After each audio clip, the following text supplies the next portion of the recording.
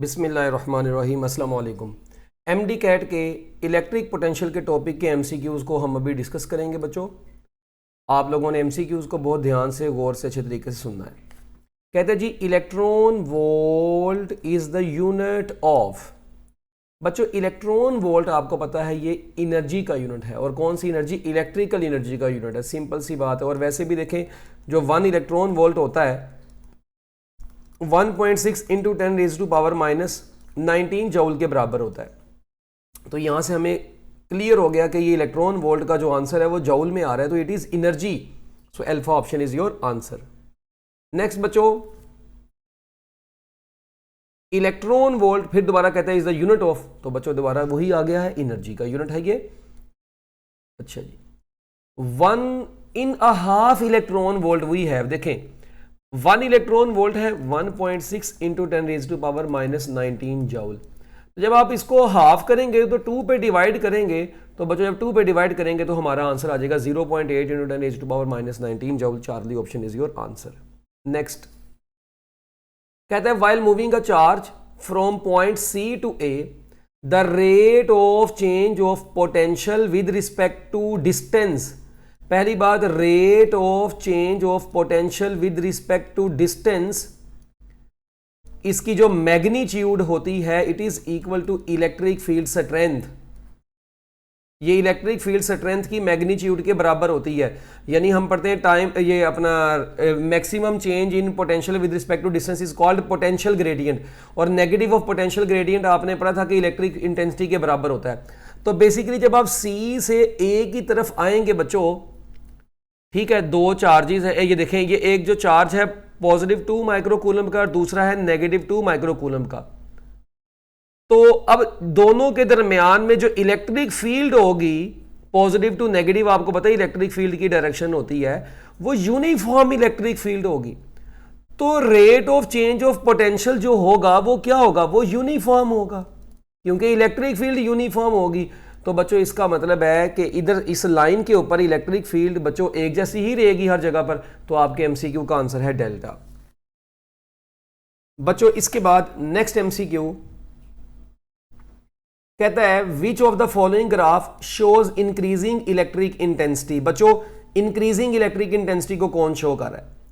अच्छा, अब आपको पता है ये V/R, इस ग्राफ की जो स्लोप होगी V/डेल्टा R, ये डेल्टा V/डेल्टा R वो बेसिकली E के बराबर होगी। ऐसे ही है ना? अच्छा, अब ये ग्राफ की स्लोप क्लियरली नजर आ रहा है कि इसकी स्लोप तो कांस्टेंट है। इसका मतलब है यहां पे तो E क्या है? यहां पर तो E कांस्टेंट है, इंक्रीजिंग थोड़ी है, उसने तो इंक्रीजिंग का वर्ड बोला हुआ है। इसका मतलब ए ऑप्शन आंसर नहीं हो सकती। यहां पे तो क्लियरली नजर आ रहा है कि पोटेंशियल कांस्टेंट है। इसमें क्या नजर आ रहा है? पोटेंशियल कांस्टेंट है। इसका मतलब है जब पोटेंशियल कांस्टेंट होता है तो डेल्टा V 0 होता है। जब डेल्टा V 0 होता है तो बच्चों E भी क्या होता है? 0। तो ये तो 0 E को शो कर रहा है। अच्छा, ये क्या शो कर रहा है? ये शो कर रहा है नेगेटिव E को। आपको पता है इसका एंगल जो 90 डिग्री से बड़ा होता है उसकी स्लोप नेगेटिव होती है। तो इसकी तो इलेक्ट्रिक इंटेंसिटी जो है वो नेगेटिव इंटेंसिटी को शो कर रहा है। तो इंक्रीजिंग तो किसी में भी नहीं है। सो आपकी इस एमसीक्यू का आंसर बच्चों क्या बन जाएगा? डेल्टा बन जाएगा। इसके बाद next MCQ, if a positron is accelerated through a potential difference of 0.5 volt it's in acquired energy. बच्चों एनर्जी एक्वायर्ड का फार्मूला होता है चार्ज इनटू पोटेंशियल डिफरेंस। अगर आप चार्ज की बात करें तो पॉजिट्रॉन के ऊपर जो चार्ज होता है वो इलेक्ट्रॉन के चार्ज के या प्रोटॉन के चार्ज के बराबर ही होता है 1.6, या मैं कहता हूं जी 1 इलेक्ट्रॉन ही, ठीक है, 1 इलेक्ट्रॉन। और पोटेंशियल डिफरेंस है 0.5 वोल्ट। तो आपका आंसर आ जाएगा 0.5 इलेक्ट्रॉन वोल्ट। तो आपकी एमसीक्यू का आंसर बन गया बच्चों Charlie. A charge of 20 microcoulomb is accelerated through a potential difference of 500 volt. Kinetic energy acquired कितनी होगी? काइनेटिक एनर्जी का फार्मूला वही charge into potential difference. Charge है 20 इंटू 10⁻⁻6 और पोटेंशियल डिफरेंस जो है वो 500 है। तो यहां से आपको क्लियरली नजर आ जाएगा कि ये बन जाएगा 20/5 कितना बन जाएगा? 100, मगर ये 2 0 और आ जाएंगे, ठीक है, ज़रब 10 की पावर -6, तो ये बन जाएगा 10 की पावर -2 जूल बचेगा।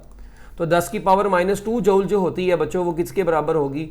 वो या तो ये होगा बीटा या ये चार्ली भी बन सकता है। तो आपकी इस एमसीक्यू का आंसर है both B and C.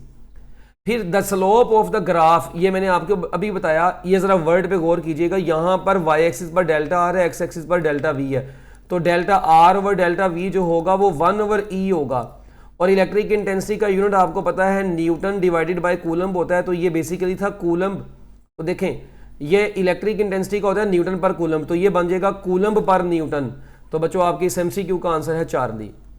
Which of the following is not a unit of potential gradient. Potential gradient का यूनिट होता है ए न्यूटन पर कूलम्ब भी, जो कि वोल्ट पर मीटर के बराबर भी होता है।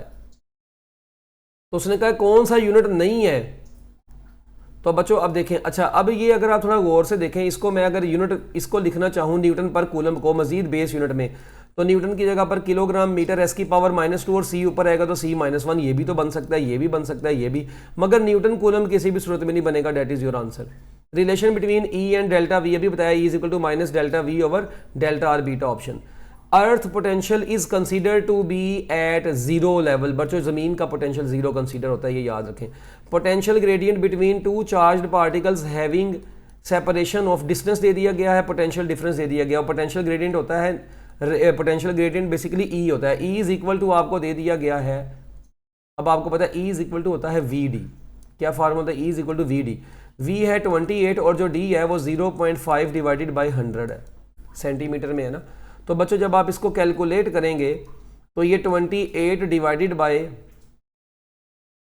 ये 0.5 जो सेंटीमीटर उसको 100 से डिवाइड किया ना, तो ये 0.5 होता है 1/2। तो वो मैं जब इसको 1/2 लिखूंगा ये बेसिकली बन जाएगा 200।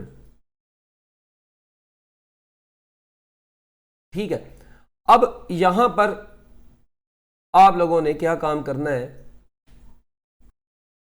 अगर आप यहां पे गौर से देखें बच्चों, जो E का फार्मूला था वो V/D था ना, फिर V/D था। ठीक है, डेल्टा, तो यहाँ पे इसको डिवाइड करेंगे।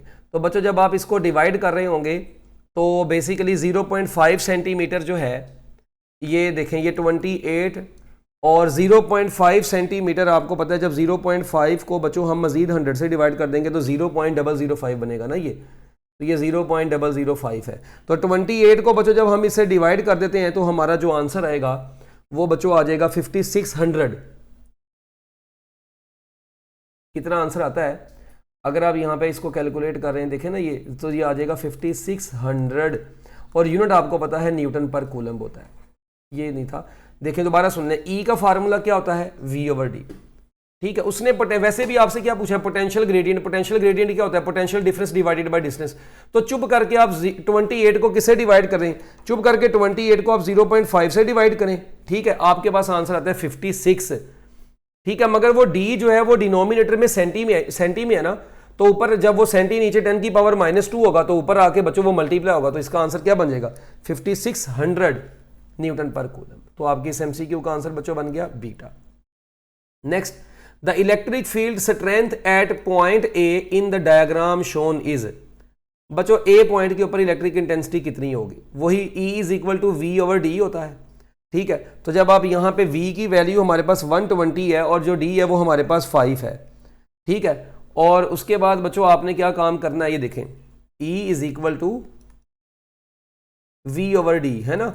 अब V आपके पास 120 है और जो डिस्टेंस उसने आपको दे दिया गया है वो 5 सेंटीमीटर दे दिया गया, यानी 5×10 की पावर -2। ठीक है, तो ये बच्चों 120 डिवाइडेड बाय 5 जो होता है ये होता है 24। तो ये 24 डिवाइडेड बाय 10 की पावर -2, तो ये बन जाएगा 2400 वोल्ट पर मीटर। Very simple. तो बच्चों इस MCQ का आंसर है अल्फा। ठीक है, तो बस वही फार्मूला लगाएं और आंसर निकालें। फिर the variation of electric potential V with distance R is given in the figure. ये V और R के दरमियान में डायग्राम दी गई। कहता है बताएं इलेक्ट्रिक स्ट्रेंथ कहां पे मैक्सिमम होगी। पहली बात, इस ग्राफ की जो स्लोप होगी, इस ग्राफ की जो स्लोप होगी, slope of VR graph, delta delta R, ये हमें बेसिकली E देगी। ठीक है, इस ग्राफ की स्लोप से हमें क्या मिलेगी? E मिलेगी।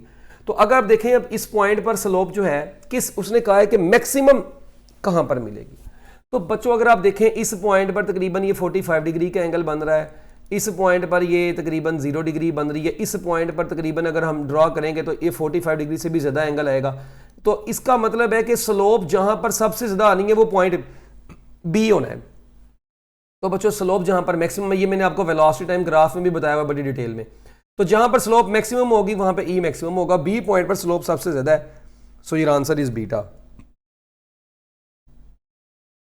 two charges of 7 microcoulomb each are kept at a distance 0.5 metre away from each other, their potential energy. देखें एनर्जी का फार्मूला होता है बच्चों चार्ज इनटू पोटेंशियल, ठीक है। अब ये चार्ज, या हमने इसका ये भी फार्मूला पढ़ा, वही चार्ज यहीं पर रहने दें कि वी का फार्मूला के क्यू ओवर आर होता है, तो ये बेसिकली बनता है के क्यू स्केयर ओवर आर, ये एनर्जी स्टोर्ड का फार्मूला बनता है। अब के की वैल्यू आपको पता है 9×10⁹ है, क्यू आपको दे दिया गया 7 माइक्रोकूलम और डिस्टेंस भी आपके पास है। जब आप इसको कैलकुलेट कर लेंगे बच्चों तो आपका आंसर 4 दिया आ जाएगा। वेरी सिंपल से एमसीक्यू, इसमें कुछ मुश्किल नहीं था, कैलकुलेट कर लिया होगा आपने। An alpha particle is brought from a point A to another point B, the electric potential at A and B V1 and V2 respectively, the work done, work done का फार्मूला है charge into potential difference. Alpha particle के ऊपर जो charge होता है बच्चों वो 2E का होता है। अल्फा पार्टिकल पर चार्ज कितना होता है बच्चों 2E होता है, 2 इलेक्ट्रॉन का चार्ज है। और पोटेंशियल डिफरेंस जो होगा यहाँ पे वो उसने बोल दिया है ए का जो है वो V1 है और बी का जो है वो V2 है, ठीक है। तो जो पोटेंशियल डिफरेंस होगा वो बराबर हो जाएगा V1 माइनस V2। हाँ, अल्फा पार्टिकल के ऊपर जो चार्ज है बच्चों, ठीक है, वो 2 इलेक्ट्रॉन का चार्ज है, तो आपके इस MCQ का आंसर क्या बन जाएगा फिर, बीटा बन जाएगा। क्या ख्याल है? और उसके बाद देखें वो कहते हैं alpha particle is brought from point A to point B, ठीक है, पॉइंट ए से पॉइंट बी पर आप उसको लेकर आए थे, तो आपके इस MCQ का आंसर है बीटा। इसके बाद बच्चों next MCQ, a nucleus has charge 150E। अच्छा, if the proton is at a distance of 10⁻⁻14 metre from the nucleus, एक न्यूक्लियस है बच्चों, उसका चार्ज आपको दे दिया गया है 150E। एक प्रोटॉन है उससे 10⁻⁻14 मीटर के डिस्टेंस के ऊपर न्यूक्लियस से, यहां पे एक proton. Then the potential at this position is, तो कहता है बताएं इस पोजीशन पर जो पोटेंशियल की वैल्यू होगी वो क्या होगी। तो फार्मूला होता है V = K Q/R। तो K की जगह पर वही 9×10⁹ और Q क्या है उसने आपको बोल दिया है, जो चार्ज है वो 150 और E की जगह पर 1.6 × 10⁻⁻19। और बच्चों उसके बाद जो डिस्टेंस है वो 10⁻⁻14 है। तो बच्चों जब आप यहां से इसको कैलकुलेट कर लेते हैं तो आपका आंसर जो है 1.44 मिलीवोल्ट आ जाएगा। अब थोड़ी सी कैलकुलेशन है वो आप लोगों ने मैथमेटिक्स के अंदर, या मैंने आपको कैलकुलेशंस के सारे तरीके बताए हुए हैं, आप इनको बड़े अच्छे तरीके से सॉल्व कर सकते हैं। वैसे भी अगर हम जो है ना इसको कैलकुलेट करने लगेंगे तो थोड़ा सा टाइम तो आपको लगेगा, बट कैलकुलेशन इसकी आसानी से हो ही जाएगी, कोई मुश्किल चीज़ नहीं है ये। इसके बाद बच्चों नेक्स्ट, अगर फिर भी किसी से नहीं कैलकुलेशंस होती तो आप मुझे जो है ना वो बता सकते हैं, ठीक है, और मैं आपको फिर जो है मुझे व्हाट्सएप के ऊपर आप वॉइस मैसेज कर दें कि सर ये कैलकुलेशन नहीं हुई, मैं आपको कैलकुलेशन के शॉर्टकट तरीके बता दूंगा या 1-2 वीडियो सेंड कर दूंगा आपको कि किस तरीके से आपने ऐसी कैलकुलेशन को सॉल्व करना होता है। On moving a charge of 40 coulomb by 3 centimetre, ठीक है, 5 joule of work is done, the potential difference between the 2 points. बच्चों पोटेंशियल डिफरेंस आपने निकालना है। अब W = आपको पता है क्या होता है, Q डेल्टा V। तो जब आपने पोटेंशियल डिफरेंस निकालना है वो किसके बराबर आ जाएगा, W/Q के बराबर आ जाएगा, है ना। अब W कितना है, 5 है, चार्ज कितना है, 40 है। तो बच्चों जब आप 5 को 40 पे डिवाइड करते हैं तो जो आपका आंसर है वो 0.125 आ जाता है। That is your answer. Very simple सा MCQ था। इसके बाद कहता है there is 10 unit of positive charge of the centre of a circle of radius 5 metre. There is 10 units of positive charge of the centre of a radius 5 metre.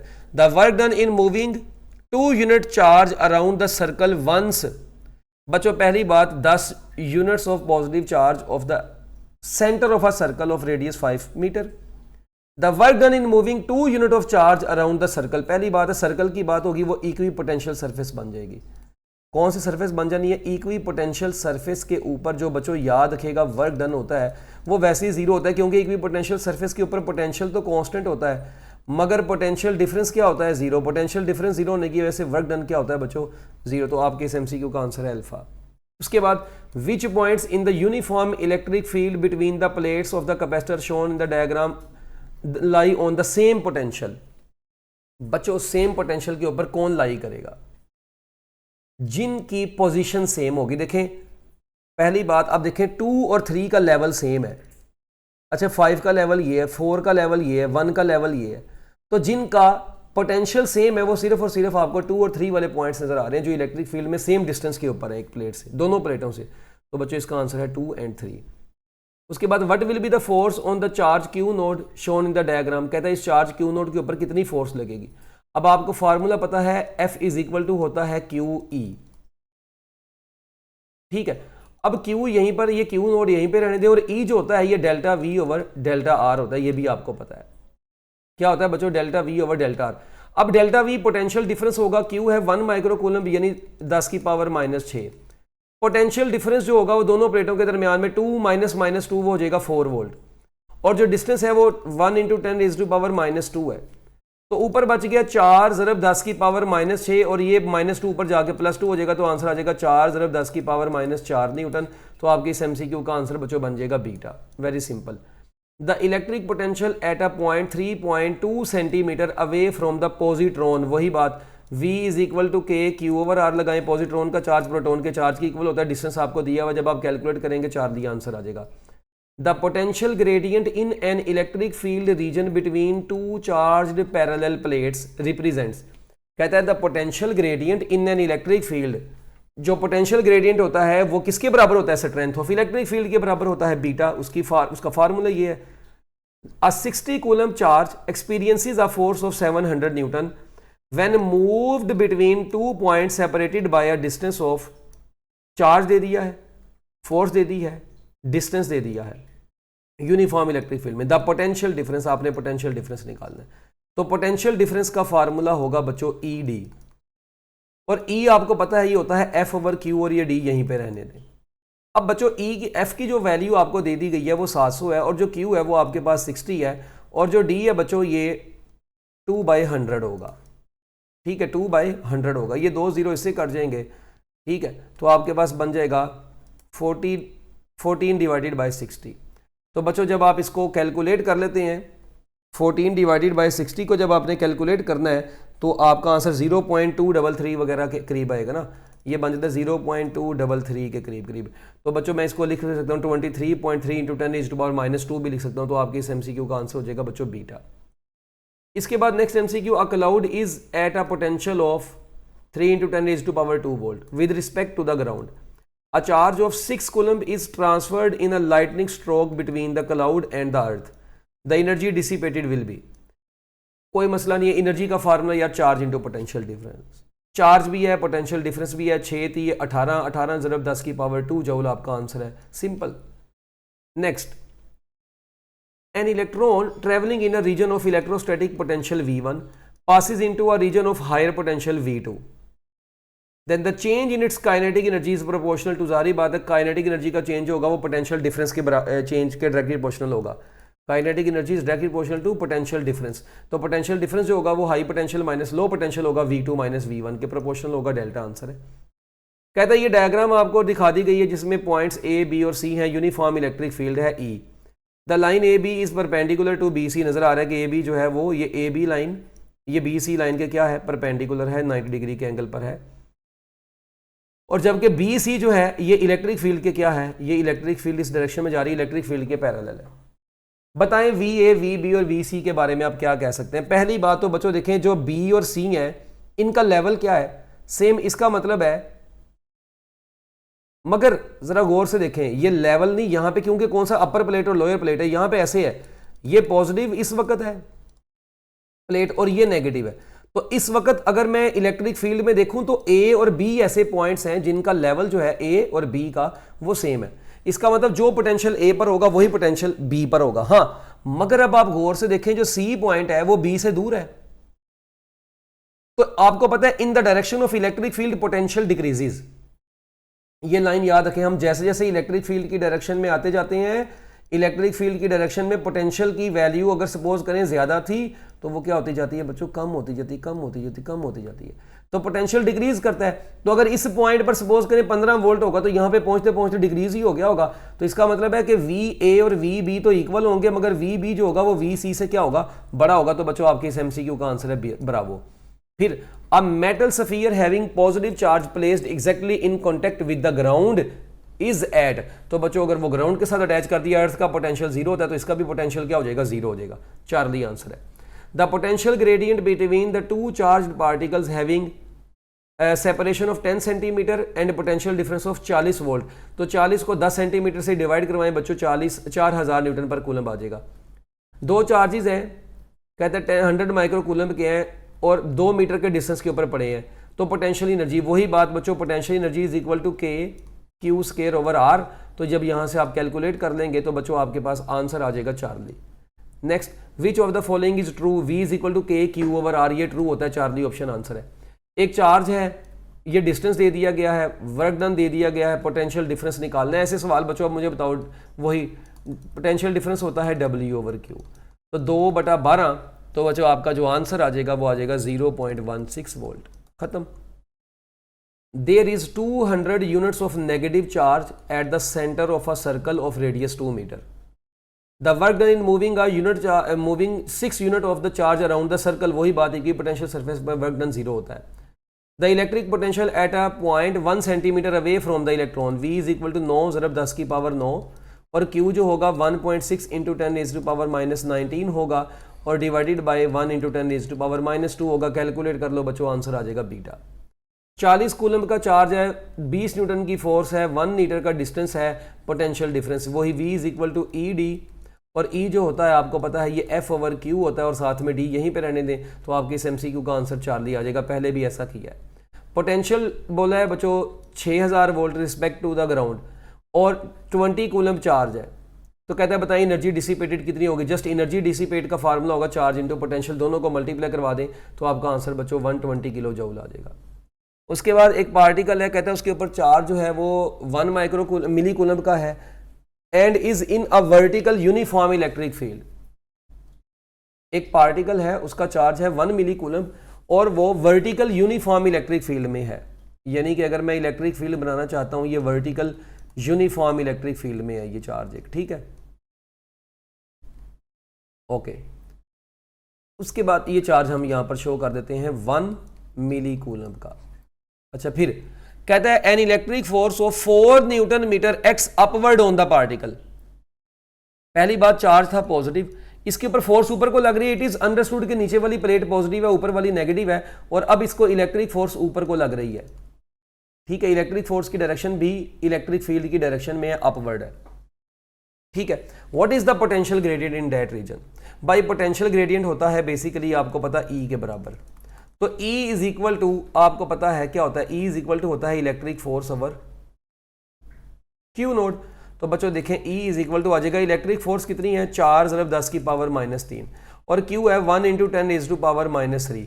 तो आपका बच्चों जो आंसर आएगा वो आ जाएगा 4 वोल्ट पर मीटर। और overall आपको पता है जो डायरेक्शन होगी वो जाहिर बात है फोर्स ऊपर को लग रही तो इसलिए अपवर्ड जाना है। Your answer is delta. Which of the following is a unit of potential gradient, volt पर मीटर भी, न्यूटन पर कूलम भी, ऑल ऑफ दीज आंसर है। इन अ क्वार्टर, क्वार्टर का मतलब है चौथा हिस्सा, 1/4 इलेक्ट्रॉन वोल्ट। तो बच्चों इलेक्ट्रॉन वोल्ट की वैल्यू को इस 4 से डिवाइड कर दें, आपका आंसर 0.4 आ जाएगा। Alpha particle charge two E एक बार done, accelerated by a potential difference of 10 volt. तो एनर्जी एक्वायर्ड कितनी होगी, दोनों को मल्टीप्लाई करवा दो, 20 इलेक्ट्रॉन वोल्ट आंसर आ जाएगा। 100 माइक्रो कूलम का चार्ज है, पोटेंशियल डिफरेंस 2000 है, दोनों को मल्टीप्लाई कराओ तो बच्चों आपका आंसर 4 आ जाएगा। The number of electrons in a charge of 20 coulomb, N is equal to Q over E। तो 20 कूलम का चार्ज है और 1.6 इंटू 10 रेज़ टू पावर -19 से इसको डिवाइड करवाएं तो बच्चों डेल्टा आंसर आ जाएगा। Potential gradient is defined as maximum value of rate of change of potential with respect to, maximum value of rate of change of potential with distance, वो answer is alpha. The distance between the plates of a parallel plate capacitor, condenser को capacitor भी बोलते हैं याद रखिएगा, is 4 millimetre and potential difference is 60 volt. अच्छा, if the distance between the plates is increase to 12 millimetre keeping the electric field constant, then बच्चों एक बात सुने, देखें आपने क्या काम किया है, पैरेलल प्लेट कैपेसिटर है ठीक है, उसमें जो 4 मिलीमीटर से आप उसको ले गए हैं कितने पर, 4 मिलीमीटर से 12 मिलीमीटर पर, यानी आपने उसको 3 टाइम्स बढ़ा दिया है। तो याद रखिएगा, अगर उन प्लेट्स के दरमियान में डिस्टेंस को 3 गुना आपने बढ़ा दिया और इलेक्ट्रिक फील्ड कांस्टेंट रखी है, ठीक है, तो देखिए ना V इज इक्वल टू क्या होता है ई डी। जब E कांस्टेंट है तो V का D के साथ डायरेक्ट रिलेशन है। अगर D को आपने 3 गुना बढ़ा दिया है तो वो V भी तो 3 गुना बढ़ेगा, तो 60 पहले उसको 3 से मल्टीप्लाई करवाएं तो आंसर आ जाएगा 180 volt. Next, the insulator positively charged body is placed in contact with the ground is at, बच्चों वो किस पे आ जाएगी, कहते हैं इंसुलेटिंग पॉजिटिवली चार्ज्ड बॉडी है। इसका मतलब है कि भाई उसका चार्ज तो ट्रांसफर ही नहीं होगा, वो इंसुलेटिंग है। तो अगर तो कंडक्टिंग होती उसका चार्ज ट्रांसफर हो जाता, क्योंकि अर्थ का पोटेंशियल जीरो होता है। तो इंसुलेटिंग पॉजिटिवली चार्ज बॉडी का पोटेंशियल हाई ही रहेगा, क्योंकि उसके ऊपर पॉजिटिव चार्ज बरकरार रहेगा। अल्फा ऑप्शन आंसर है। The electric potential at a point of 1 metre from 2 microcoulomb charge V is equal to K Q over R लगाएं बच्चों, आंसर बीटा आ जाएगा। फिर uniformly charged spherical shell of a radius r which of the following graph shows the potential with distance.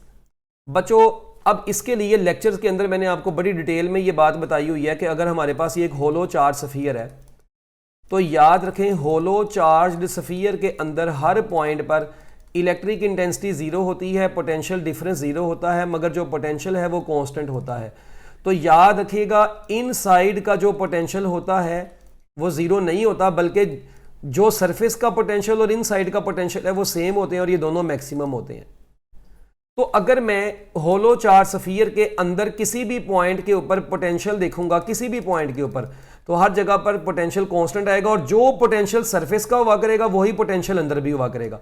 यानी surface का और अंदर का जो पोटेंशियल है वो सेम होता है। लेट्स सपोज मैं कहता हूं अगर सरफेस का पोटेंशियल 10 वोल्ट है तो अंदर भी पोटेंशियल कितना होगा, 10 वोल्ट ही होगा। इसकी रीजंस बड़ी डिटेल में हमने क्लास में पढ़ी है। मगर जैसे ही अब हम दूर जाएंगे तो V इज इक्वल टू होता है के क्यू ओवर आर। तो जैसे ही अब इस स्फीयर से हम क्या करते जाएंगे, दूर जाते जाएंगे, तो R के बढ़ने से V क्या होता जाएगा, कम होता जाएगा। तो अब ये चीज हम देखते हैं कौन से ग्राफ में पूरी उतर रही है। शुरू में पोटेंशियल क्या रहेगा, मैक्सिमम होगा और कांस्टेंट होगा, मैक्सिमम भी होगा और कांस्टेंट भी होगा, और उसके बाद बच्चों इनवर्सली डील कर रहा है तो ये डिक्रीज करता जाएगा। तो शुरू में कांस्टेंट और बाद में डिक्रीज, तो शुरू में कांस्टेंट ये तो हो नहीं सकता, शुरू में कांस्टेंट बाद में डिक्रीज, ये बात बनती है। ये तो शुरू में भी इंक्रीजिंग है और ये इधर तो कुछ भी नहीं है, ये तो स्टार्ट ही यहां से हो रहा है। इसका मतलब जो हमारा बेस्ट आंसर है वो 4 डी। और वैसे भी लेक्चर्स के अंदर हमने V के अलावा E का भी ग्राफ बनाया हुआ है। इसके बाद बच्चों next MCQ, the potential difference between 2 points in is 1 volt, work done in moving 1 electron from 1 point two other point, बच्चों कितना होगा, 1 इलेक्ट्रॉन वोल्ट हो। Compare the electrons attracted through a certain potential difference and protons accelerated through the same potential difference. If the initial velocities are negligible then the emergent, हाँ जी कहता है जी photon, then the emergent proton have larger momentum। इसका answer delta बनेगा। देखें जब हमने क्या काम किया है, इलेक्ट्रॉन्स को जिस पोटेंशियल डिफरेंस से एक्सेलरेट करवाया, प्रोटॉन्स को भी उसी पोटेंशियल डिफरेंस से एक्सेलरेट करवाया और इनिशियल वेलोसिटी को इग्नोर कर दिया है आपने। तो अगर पोटेंशियल डिफरेंस सेम है, ठीक है, और उस इनकी इनिशियल वेलोसिटीज बच्चों क्या है, नेग्लिजिबल हैं, तो बच्चों इसका मतलब है कि जिसका मैस ज्यादा होगा उसका मोमेंटम भी क्या होगा, क्योंकि मोमेंटम होता है P is equal to mv। जब उनकी वेलोसिटीज नेग्लिजिबल है तो मोमेंटम का मैस के साथ डायरेक्ट रिलेशन है। तो भाई जितना प्रोटॉन को हम क्या काम करेंगे, जितना जिसका मैस ज्यादा है उसका मोमेंटम भी क्या होगा, ज्यादा। तो आपके इस एमसीक्यू का आंसर बच्चों क्या बन जाएगा, डेल्टा। हाँ वेलोसिटी में इसलिए देखूंगा क्योंकि सेम पोटेंशियल डिफरेंस है तो वेलोसिटी भी उनकी क्या होगी, सेम होगी। ठीक हो गया। इसके बाद बच्चों next MCQ, the potential gradient between the two charged plates having separation of 0.5 centimeter and potential difference of 24। तो भाई 24 divided by 0.5 into 10 raise to power -2 करो तो आपके इस एमसीक्यू का आंसर 4 लिया आ जाएगा। बस सिंपल सा delta V over delta R लगाया और तो कुछ भी नहीं किया। तो बच्चों ऐसे एमसीक्यू जो हैं छोटे छोटे आसान से एमसीक्यू से आपने देखे हैं, पोटेंशियल ग्रेडियंट के काफ़ी एमसीक्यूज आपको नजर आए हैं। तो मैं उम्मीद करता हूँ कि आपको ये छोटा सा एमसीक्यूज का पोर्शन समझ आ गया होगा। बेस्ट ऑफ लक, अल्लाह हाफिज़।